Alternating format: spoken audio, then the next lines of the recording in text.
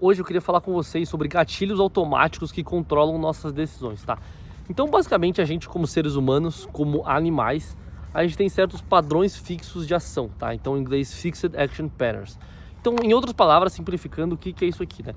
Existem gatilhos aí no mundo, no nosso ambiente, que quando a gente é exposto a esses gatilhos, a gente reage sempre de maneira muito parecida a eles, de uma maneira muito previsível, assim, sabe?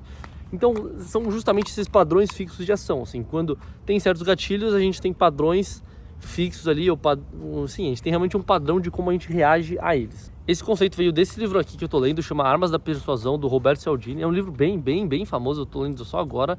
Enfim, tô achando bem legal, acho que é quase uma bíblia aí do pessoal do marketing, porque realmente tem conceitos bem fundamentais ali de persuasão. E ele começa o livro explicando esse conceito de Fixed Action Patterns. E o exemplo que ele dá para ilustrar no começo é sobre perus, assim, tá? Então tem um animal, peru, né? E ele fala que, assim, os filhotes de peru, eles emitem um som muito parecido, todos eles, assim. E a mãe peru, né, a fêmea ali que tem os filhotes, ela reconhece se um animalzinho é um filhote dela ou não, justamente por esse som muito parecido que todos emitem, assim, sabe? Então, se ela ouve um bichinho que tá ouvindo o som característico ali dos filhotes dela, ela vai lá e já subentende, já considera aquele bichinho como se fosse um filhote dela.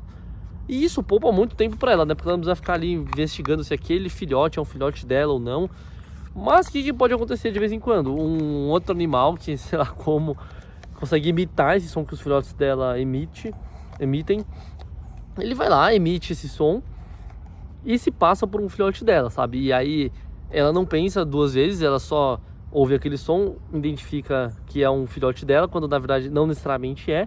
E isso pode ser um problema para ela, sabe? Porque às vezes é um predador que está se passando por um filhote dela, que pode comer todos os filhotes dela, pode matar ela, enfim, pode ser um problema muito grande, assim, né? E olhando meio de fora, assim, diretamente, pode parecer meio ruim isso, assim, né? Tipo, caramba, como é que uma mãe cuida dos filhotes unicamente por um padrão, né? Só pelo som que eles emitem, assim. E de fato, assim, isso pode prejudicar ela, mas ao mesmo tempo poupa muito tempo, sabe? Porque poupa muita energia.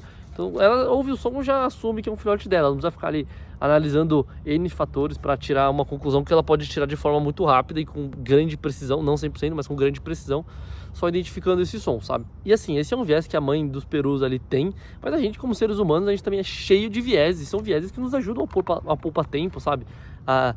Nos defendem de vários perigos, nos ajudam a tomar decisões mais rápidas, mas muitas vezes eles estão errados e isso é normal, faz parte ali dos vieses. Mas o que aconteceu é que os vendedores, os marqueteiros, né, eles aprenderam quais são esses vieses que a gente como seres humanos tem e quais são os gatilhos que fazem a gente ter determinados comportamentos, sabe? E os vendedores, os marqueteiros, eles aprenderam como usar isso ao favor deles, assim, sabe?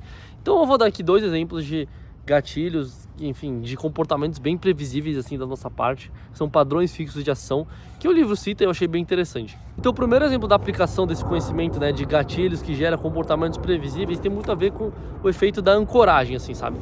Então quando a gente está analisando duas coisas, comparando duas coisas, a ordem pela qual a gente é exposto às informações de cada coisa importa muito, assim. Então, por exemplo, corretores de imóveis, assim. Se você está analisando um corretor de imóveis, ele vai te mostrar vários imóveis para você eventualmente comprar, tá? Se, por exemplo, ele te mostra primeiro um imóvel super bom, um apartamento, pô, show de bola, assim, 10 de 10, com preço baratinho, e depois ele te mostra um apartamento bem meia bomba, assim, bem ruim, com preço caro, você vai achar esse apartamento ruim e caro muito pior do que ele é. E você não vai achar o primeiro apartamento que você viu tão bom. Por quê? Quando você viu o primeiro apartamento, você não tinha expectativa nenhuma, assim. E aí o que acontece? Você viu ele, você foi lá, pô, achei ok. E depois você viu outro que é pior, você vai achar ele muito pior, porque ele é muito pior do que o primeiro que você viu antes, assim. Ao mesmo tempo, se ele trocar a ordem pela qual ele mostra os apartamentos pra você, então primeiro ele te mostrar um apartamento ruim e caro, e depois te mostrar um apartamento bom e barato, você vai achar o bom e barato muito melhor do que ele realmente é. Justamente porque a ordem que o corretor de imóveis te mostra as coisas importa muito, assim, sabe? Então essa é uma estratégia que as pessoas usam, assim.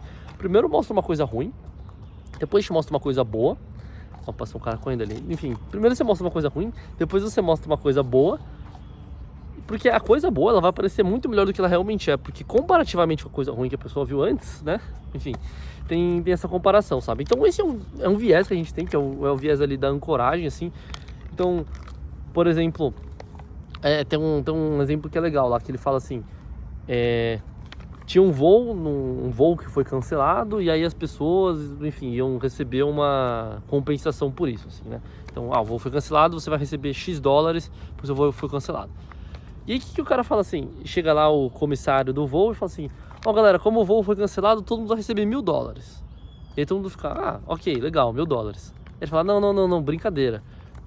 Não vai ser $1.000, vai ser $100. E aí todo mundo fica extremamente frustrado, né? Tipo, caraca, velho, como assim? Você falou $1.000, agora é 100. Por quê? Porque o cara tava ancorado lá no 1.000, aí depois ele é informado que vai receber 100. Putz, a cabeça dele, enfim, não gosta muito disso, né? Se ele falasse assim, por exemplo, e aí galera, como o voo cancelado, cada um vai receber $1. E fazer em meio tom de piada, assim, né? A galera ia ficar meio tipo, $1, meio piada, assim. Mas depois eles falam assim, não vai ser $1, vai ser $100. Provavelmente, apesar de ser o mesmo valor que ele teria falado no outro contexto, várias pessoas vão ficar satisfeitas com $100, sabe? Justamente porque elas estavam ancoradas no $1 antes, assim. Então, apesar de ser o mesmo valor final, $100, se você falou 1.000 ou 1 antes, isso influencia como as pessoas vão receber, como elas vão recepcionar essa informação, sabe? Outro exemplo é de vendedores de carro, tá? Eu já observei isso e é bem interessante, assim. Quando você vai comprar um carro, normalmente o vendedor ele tenta fechar o carro antes com você, assim. Ele não tenta fechar o carro já com o rádio, com os acessórios e tudo mais, assim. Ele tenta primeiro fechar o carro, que é um negócio mais caro ali que você está comprando, né? Então, sei lá, você vai comprar um carro que custa ali, sei lá, $100 mil. E assim, uma vez que você já fechou o carro, já tem intenção de comprar um carro que custa $100 mil, você adicionar o rádio, adicionar, enfim, outros adicionais ali que vão, sei lá, dar $10 mil, é muito mais fácil, assim, sabe? Uma vez que você já tá gastando 100, que quer gastar 110, sabe? É meio essa lógica, assim. Ao mesmo tempo, se o cara tentar vender tudo de uma vez, logo, 110, $115 mil aqui o carro completo, fica um pouco mais difícil pra ele, assim, sabe? Então ele tenta ancorar primeiro, você já tá gastando um monte, é só você gastar um pouquinho mais, sendo que tipo $10 mil é dinheiro pra caramba, assim, sabe? Só que você já tá ancorado no 100, então sua percepção de gasto é menor. E o segundo exemplo de comportamentos previsíveis que a gente tem a ver com preço e qualidade, tá? Então basicamente a gente tem o viés, a gente é muito direcionado a achar que coisas caras têm qualidade boa e coisas baratas têm qualidade ruim.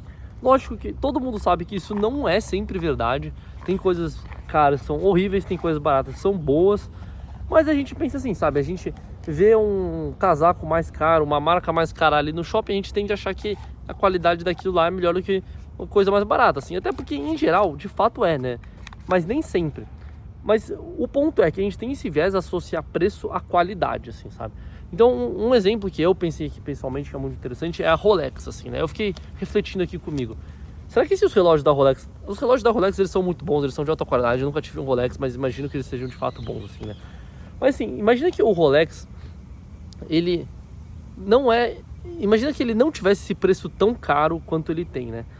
Será que as pessoas veriam tanta qualidade nele como elas veem hoje, assim? Será que a percepção de qualidade das pessoas é afetada pelo preço que o Rolex tem? Eu tendo a achar que sim, sabe?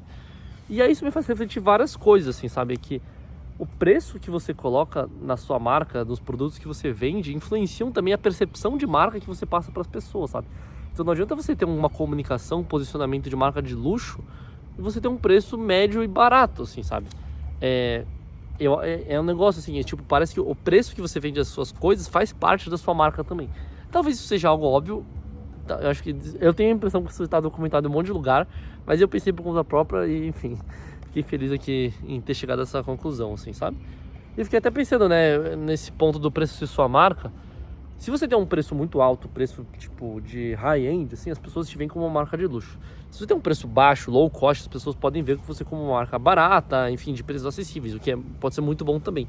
Mas se você ficar no meio do caminho ali, eu acho que talvez não seja um posicionamento tão legal, porque você não vai ser tão barato a ponto das pessoas comprarem, enfim, tomar adesão pelo preço, mas as pessoas também vão te comprar com as marcas mais caras, e aí você vai ficar meio ali no meio do caminho, enfim, eu não sei, eu não sou especialista em pricing, mas me parece que o meio do caminho talvez não seja uma estratégia tão boa. E aí, para concluir o vídeo aqui, eu só vou ler o resumo do resumo aqui, que é assim, ó. Nós, como seres humanos, a gente tem comportamentos previsíveis a partir de gatilhos pré-determinados e conhecidos. Esses comportamentos eles podem ser benéficos, são vieses, né, que ajudam a gente a economizar tempo e dar agilidade na nossa tomada de decisão, assim. Contudo, esses mesmos gatilhos eles podem ser usados para benefício próprio, assim, para induzir comportamentos em pessoas, comportamentos desejados, assim. E se a gente desconhecer quais são esses gatilhos, a gente pode ser influenciado. E isso pode ser um problema se você, enfim, não sabe qual a intenção da pessoa quando ela tá te dizendo alguma coisa, quando ela tá te expondo algum gatilho, alguma situação, né? Então é isso aí, galera. Valeu pelo vídeo. Eu sou o Martim, tô postando aqui um vídeo por semana. Esse vídeo também tá em formato de texto na minha newsletter, o link tá aí embaixo. Então se você gostou, deixa o like, se inscreve no canal. Enfim, faça esse canal aqui pra mim, mas se as pessoas verem é legal também. Beleza? Valeu!